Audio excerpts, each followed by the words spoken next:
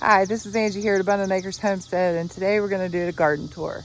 And it's a good time of year to do a garden tour because it just seems like everything's in bloom. And yeah, so let's just go ahead and get in there.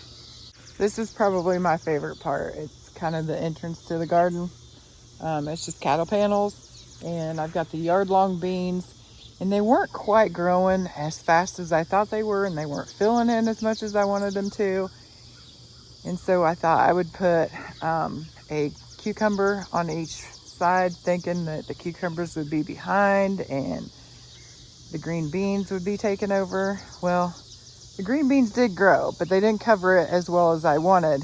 But now the cucumbers are kind of going everywhere. And I mean everywhere. Not only have they grown up, but they've also both grown out, coming out here into the yard. And you can see they're crossing over. There's barely even an entrance, and they're even going out. Here's from the other side. This one has gone crazy. It grows up, but it's also growing in, over, and all the way out to here. And honestly, I wasn't even looking to get that many cucumbers. I just planted 2 plants because I was like, 2 won't give me that many. And of course, wouldn't you know it, that's the year that they're just gonna go wild. And we have harvested so many, I can only do so much relish. So from here on, the cucumbers that we're getting is going to other people. The garden that I have, I am like kind of OCD-ish, and I really like balance. So pretty much whatever I planted on that side, I planted on this side, with a few exceptions. And I'll just go ahead and show you if you haven't seen it before. But I'm gonna go ahead and start over here in my favorite spot, my favorite thing to grow, tomatoes. Okay, on this side, I have 3 smaller rows of tomatoes. So the ones on this side, I've been growing in tomato cages. And honestly, I actually prefer the tomato cages. I know a lot of people complain about them, but I just like how they are because they just look like a big old bush. Okay, on this side, I put some mats down in hopes to kill this. I have pulled it a gajillion times and it just keeps coming back. I think some people call it pennywort. I call it a pain in my butt, but I put black mats over it to kill it, and it is somewhat helping. I have tried pulling that pennywort. I tried spraying it with vinegar, and it's like nothing is working. It almost seems like the more I pull it, the more it pops up. So I'm just done with it. So that's why I went ahead and just put the mats down, and I mean, it's working somewhat, but it is what it is. With gardens, you have weeds, right? Okay, so not just with my tomatoes, but pretty much with everything that I planted this year. I got these little markers, and I had everything marked, but wouldn't you know it, it all got washed off. But I can pretty much tell just by the look of it and how it's ripening and everything. These are San Marzanos. This is the usual size for San Marzano, but for some reason, some of them are coming across really, really little. These ones here are new for me. We got these. These were the freebie that you get with Baker Creek when you order. They send you like a freebie seed. Let me see if I can get it to focus in. But these are called Oleron Red Plum. I don't have any red ones. I've already picked the red ones, but they get about this big. I don't know if you can really tell. They're not huge, but they're actually pretty good. Okay, and then this one here and this one here, I honestly have no clue what these are yet. Neither of them had started turning, so I'm waiting for these to turn to see if they're doing growing. Is it that big? They haven't even started blushing yet, so I'm gonna have to wait to see what these are. This one here is not doing really great, but these are the Pantano Romanescos. Just not having a very good year this year there. But we also have some right next door, these are also Pantana Romanescos. You can kind of see. But these are all coming out odd too, because like normally they don't get this fat. Like normally they're about this size and they start to turn. They haven't started turning yet, but got a big one there. And I don't know if you can tell, but there's one here and then there's one right over there in the other row. Both of these are Amish paste. Now the tag won't show us what it is, but I've grown these enough to know that that's exactly what it is. That's an Amish paste. And then our third row, don't know what it is yet. Don't know what it is. That one has been struggling from jump. So I don't know what's going on with this one. But like I've said, we've had a drought. So I've got a lot of things that are struggling. This one here though, look, we actually got this one. That is an Abe Lincoln. It's one of the only tags that actually you can read, but you would have known that's an Abe Lincoln anyway. Starting to turn. And then next door is honestly one of my absolute favorite tomatoes to grow. This is an Oxheart tomato. Back behind the tomatoes, we have the hügelkultur beds, and that's not blooming yet. That's jalapeno. Got a few of those on there. This one's just starting to bloom. Another jalapeno. Another jalapeno. This one's actually doing really well.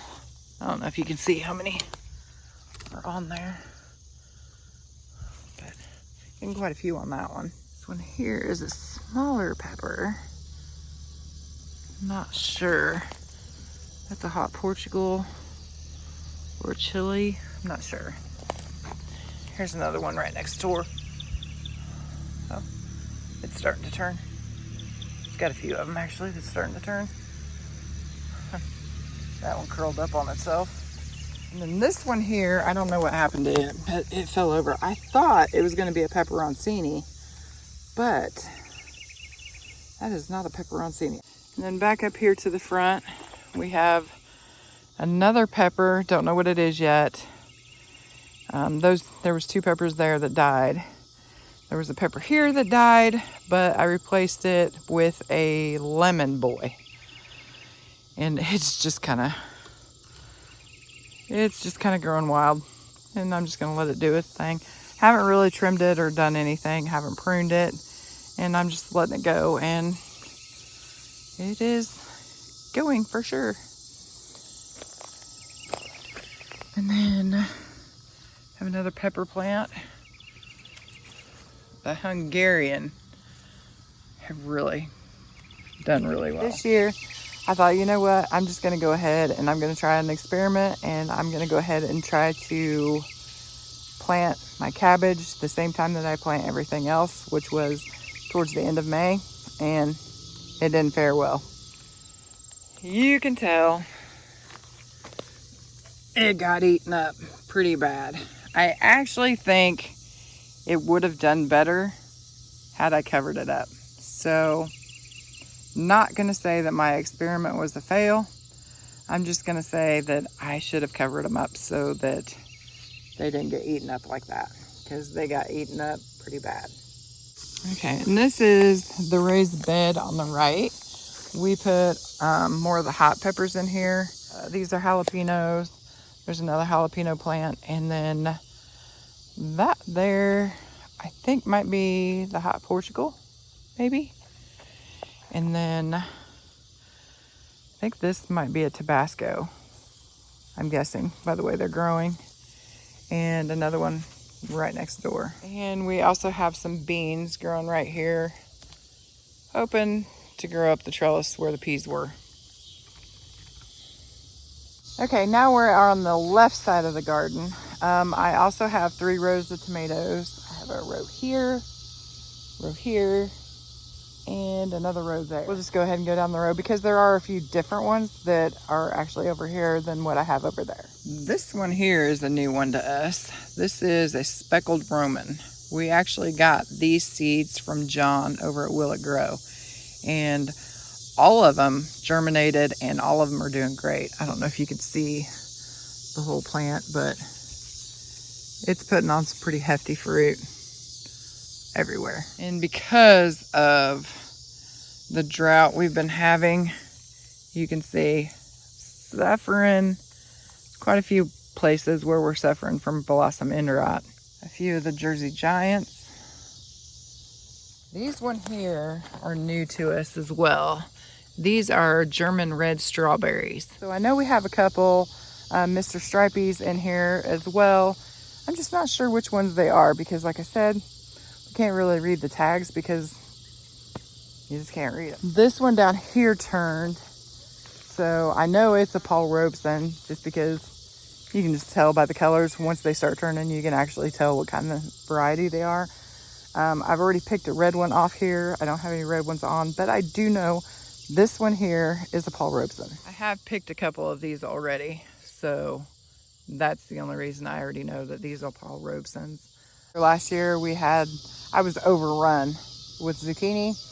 Well, that's not a problem this year because zucchini, squash bugs. I was able to harvest a couple off this one before the bugs completely got to it. I need to rip these out. And then obviously I got that one too. This one here doesn't seem to be too affected, so I don't know. I'm probably just gonna go ahead and leave this one go and see what it does. But the other two, obviously, I'm gonna have to pull those. And then here is the right side, the front of the right side. And again, planted peppers over here. But the peppers on this side are doing pretty amazing. And this one here is super tall. And it's almost looking like poblano peppers to me. I don't know, what do you think? Poblano? And then right next door, this one has just been, it's like the more I pick, the more there are. But this Hungarian wax has just been a massive producer. And then we have two of the ancient swords side by side.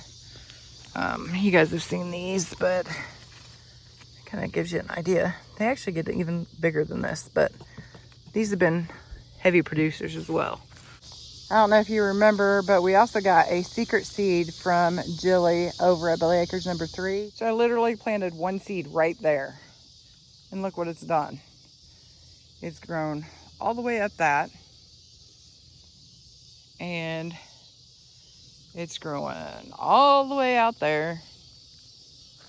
And growing all the way out there. But it has started putting fruit on. So I think I know what it is. Tell me if you guys think that I'm right or if you think I'm wrong and what you guys think it is. We are starting to get a little bit of a powdery mildew. But here is one of the fruits. I'm guessing it's acorn squash. I've never grown acorn squash before, if that's actually what it is. So let me know in the comment section below what you guys think it is. And if it is acorn squash, tell me when I'm supposed to pick it because I really don't know. You guys have seen both of the hügelkultur mounds that have the peppers on it. And then back here is where we have the bush green beans that didn't do all that great. I will say these are the ones from Pine Tree, the Maximo, I believe that's what they were called. I'll have to look and I'll try to put it down in there, but I think it was called Maximo bush beans. But they were from Pine Tree. They did really great. The ones over here did not. Legit 3 of the plants came up and that was it. Can you guys hear the locusts? They're like getting so loud. always heard it said that once you start hearing the locusts sing, that it's 6 weeks until your frost. Well, they've been singing for a couple weeks now, so kind of starting to worry that Indiana's going to be getting hit a little earlier than what we had hoped.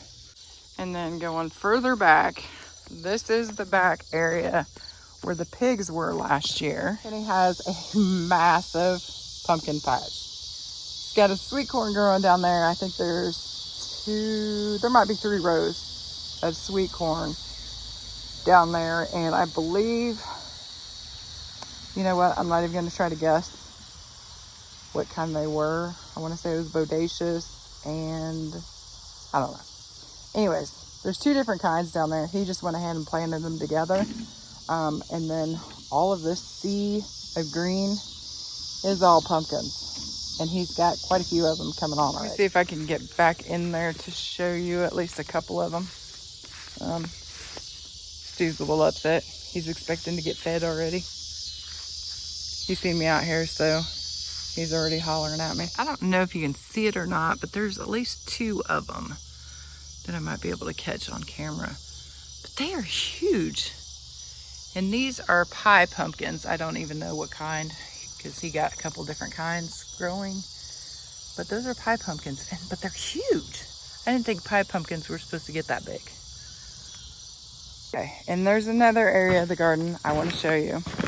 Most people probably wouldn't show this, but I'm letting you know, I did this on purpose. I know there's a lot of people that think that you have to have the perfect soil and you got to weed eat and you've got to, you know, that there's just a whole lot that you have to do to grow food. And I've got something to show you because that ain't true. And I wanted to show this for a specific reason, to show you just how easy it is to grow. Now this whole area right here may look like a big old weed patch. And trust me, there's a lot of weeds. But look inside the weeds. I've got tomatoes. And more tomatoes. And more tomatoes. I have done nothing for these tomatoes with the exception of putting them in the ground. Actually, there's some of them I didn't even put in the ground. Like I said, the pigs were back here, so we had a few volunteer tomatoes from where the pigs had planted them. But I legit just put them in the dirt. I didn't put anything extra in there. I didn't put anything special in it. I haven't put anything down. I have not even weeded this garden. And we are in the middle of a drought. I have not even watered this garden. This is legit me throwing them into the ground and just seeing what they do. I don't have them lifted up. I don't have them on any type of trellis system. At one time, tomatoes actually grew wild. We seem to think as gardeners that we are required for food to grow. We're not. Nature's already done it all. Provides the dirt. It has its own seed. They'll make their own seeds. They'll plant themselves. If they can't plant themselves, they will use birds to pick up the seeds to take it somewhere else to plant themselves. Now, granted, I put some time and I put some effort into these tomatoes here. I probably am going to get a higher production from these tomatoes than I will from the ones back there. But the ones back there are going to produce. And the ones back there didn't need my help at all. One seed.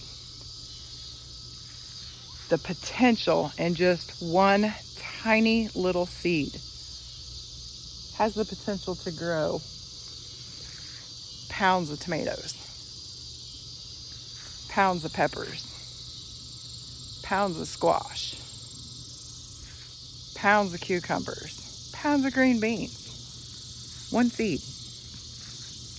So imagine what we could all have if we just put one seed in the ground.